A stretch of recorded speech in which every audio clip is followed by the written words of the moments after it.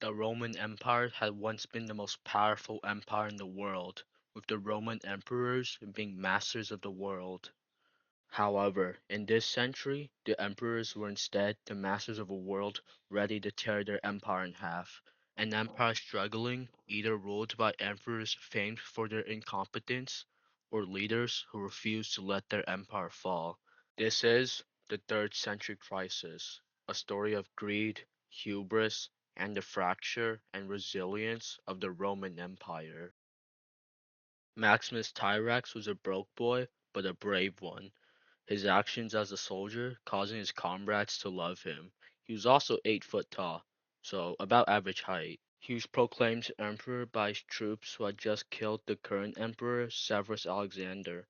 Maximus Tyrax launched several campaigns against the Alemanni and Sarmatian tribes, but his wars and past wars cost the empire way too much money. Maximus began to tax everyone, which really pissed him off.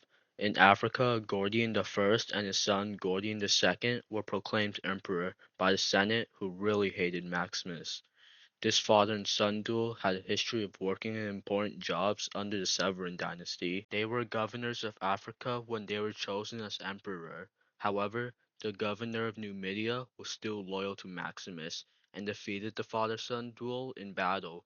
Gordian II died in the field of battle, while his father Gordian committed suicide. Now, Maximus was mad and was coming after the Senate, since they had just approved of the Gordians, and so the Senate made Balbinus and Pupienus emperors in order to defend Italy against Maximus. Pupienus was born wealthy and served many notable roles for the Severans, landing the job of senator during all this mess. Balbinus, on the other hand, had basically the same background as his fellow emperor and was also senator during this. Pupienus marched to meet Maximus, while Balbinus stayed behind to govern. The people of Rome did not like the emperors that were chosen by the higher class and revolted, forcing them to proclaim Gordian III as emperor as well. He was the nephew of Gordian the First. Gordian stayed behind to govern Rome as well. Maximus went to besiege Aquileia, but the siege was so bad for him that his troops killed him. Pupienus returned victoriously. As the public celebrated, the Praetorians were displeased with the fact that the citizens could now choose an emperor. They killed both Pupienus and Balbinus, sparing the 13-year-old Gordian to rule the empire, as he was the easiest to control. Gordian faced the Carpi and Sarmatian tribes and defeated the usurper, African governor Sabinianus. With the help of his father-in-law, Themistocles, Gordian managed to lead a successful campaign against the Sassanids after they had just pushed deep into Rome. Unfortunately, Themistocles died of fever and was replaced by Philip the Arab. As you can imagine, Philip was from Syria.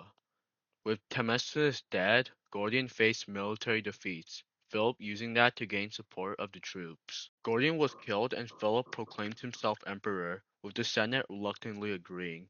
Philip had to go back and maintain order in Rome, so he made a treaty with the Sassanids, where Roman Armenia would be lost. On his way back, Philip managed to beat the Carpi and the Quadi.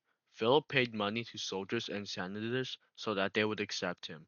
Philip celebrated the millennium anniversary of Rome. The legions in the Danube revolted and proclaimed Pacutianus as emperor, and in Cappadocia, Jotopianus was made emperor. They did not last very long, but it gave the Quadi and the Carpi time to invade the empire again.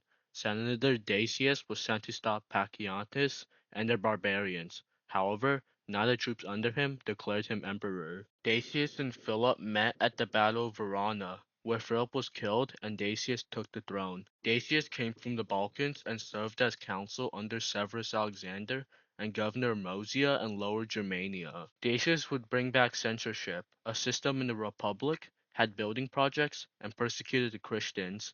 Plague broke out again as well. The Goths invaded Thrace, and Dacius marched to meet them, where Dacius met them at the Battle of Abritus. At the crucial moment of the battle, Roman forces under General Trebonius were meant to show up to assist, but Trebonius did not want to. Trebonius had been consul and currently governor of Moesia when Dacius went to war. With Dacius now dead, the troops did not think that Trebonius was the coward, and so decided to proclaim him emperor. Trebonius made peace with the Goths and returned back to chill in Rome. Since the plague was still raging, Trebonius decided to put every victim of the plague out of their misery. Persian forces under Shapar I invaded Armenia and pushed deep into Syria. The Balkans were attacked by Carpine Burgundians as well. Trebonius decided to do nothing. Aemilianus, the new governor Moesia, pushed the barbarians back and was proclaimed emperor by his soldiers. Aemilianus came from Africa and was given a task to repel the barbarians. With confidence high, Aemilianus marched on Rome to meet Trebonius. Trebonius asked General Valerian, commander of the Rhine army, to help out, but he came too late. Aemilianus arrived first, and Trebonius's troops did not want to fight for him, so they killed him.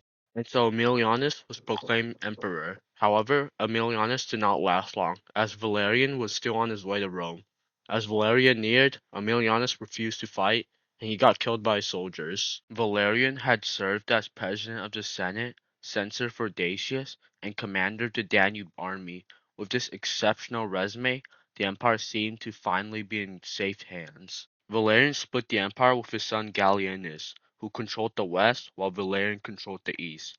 At this point, the empire was a mess, and Rome's enemies smelt blood. The Germanic tribes invaded Italy, while the Persians made advances into the east. Gallienus and pals, including a certain Aurelian, managed to push back the Germanic tribes. Meanwhile, Valerian also faced Germanic tribes in Asia Minor and managed to push the Persians out of Roman territory. But he ended up getting captured by Shapar at the Battle of Edessa, and his body was never found, so he might still be alive, who knows. In any case, this was the first time a Roman emperor had been captured. The empire was on the brink of destruction.